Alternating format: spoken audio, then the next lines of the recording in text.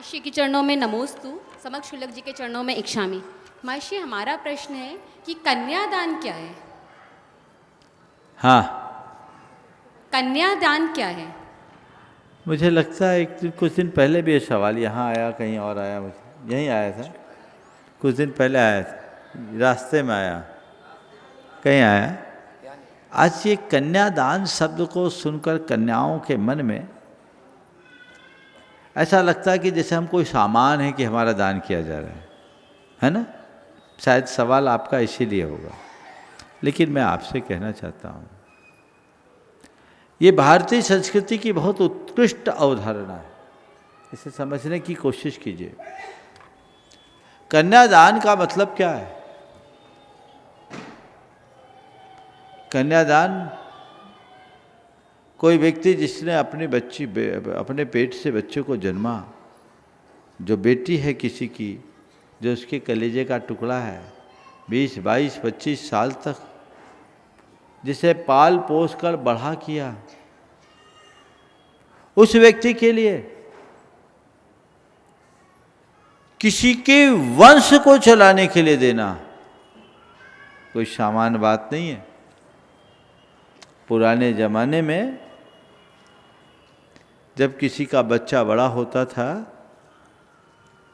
तो वो उसके लिए वे संपर्क करते थे और किसी योग्य कन्या की तरफ तलाश करके कहते थे कि आप अपनी बेटी का विवाह यदि मेरे बेटे से कर दो तो मेरे वंश की वृद्धि होगी, संतति का विकास होगा। उनकी उस प्रार्थना को सुनकर लड़की के माँ बाप कहते ठीक है, मैं आपके वंश की वृद्धि के लिए अपनी जाई कन्या को आपको समर्पित कर रहा हूँ, ये कन्यादान है।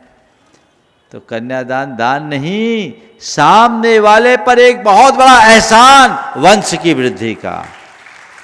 समझ गई? इस अवधारणा को समझो। तुम अपने आप को सामान्य मत समझो। लड़कों से ज़्यादा महत्व लड़कियों का है। लड़के को केवल कुल का दीपक माना जाता है। ध्यान से सुनो पहले अच्छे से। लड़कों को केवल कुल का दीपक माना जाता है। लड़का एक कुल का दीपक होता है और लड़की के लिए कहा उभय कुल विवर्धनी कन्या। वो अपने पिता के कुल के साथ पति के कुल को भी रोशन करती है। उसके ऊपर 2 कुलों के प्रकाश का दायित्व है। वो 2 कुलों को प्रकाशित करती है, 2 कुलों का वर्धन करती है। इसलिए कन्यादान को ऐसा मत समझना कि मेरा कन्यादान हो गया। कन्यादान नहीं दिया, उसने अपने प्राण न्यौछावर किए। समझ गए? प्राण दिए हैं।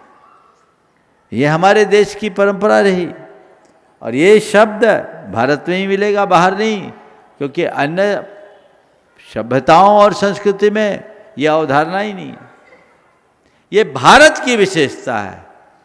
इसलिए भारतवासियों को भारत और भारतीयता को पहचानना चाहिए और ऐसी बातों को सुनकर गौरवान्वित होना चाहिए। मन में हीन भावना बिल्कुल भी ना आने दें। नमोस्तु महर्षि।